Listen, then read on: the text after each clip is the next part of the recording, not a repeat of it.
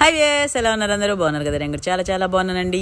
ఇదేంటంటే మొన్న ఆదివారం సంగతులేండి. మొన్న ఆదివారం భలే భలే బిజీగా ఉండి రసం పెడదాం అనుకొని మర్చిపోయి లాస్ట్ మినిట్లో గుర్తొచ్చి ఇట్ట గబా గబా చటామడా చేసేస్తే ఎంత రుచిగా వచ్చిందంటే ఏమీ వేయలా. మళ్ళీ దాంట్లో చిన్నులపాయ వేసానా, తర్వాత ఒక్కరోని మిరియాలు జీలకర్ర వేసి బాగా దంచి పెట్టాను అంతే. అంతకన్నా ఏమి వేయలే. రుచి అయితే అబ్బా ఏముందిలే, అసలు కూర కన్నా రసమే భలే ఉందని మా వారు భలే మెచ్చుకున్నారనమాట.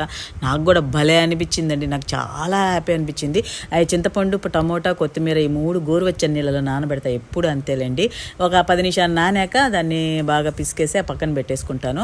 తర్వాత ఇంకేముంది, మామూలు పోపు గింజలు, కరివేపాకు, ఎండుమిర్చి వేసి దంచిన పొడి వేసేసి కొంచెం పసుపు వేసి అది వేగాక బాగా పిసికి పెట్టుకున్న ఈ రసం పోసేసాను. తర్వాత ఒకరో నీళ్లు పోసి ఉప్పేసి బాగా తెల్లనిచ్చి దాని తర్వాత ఒకరో బెల్లం వేసి ఒక 5 నిమిషాలు తెరనలిచ్చా. బా ఏవి రుచిలే!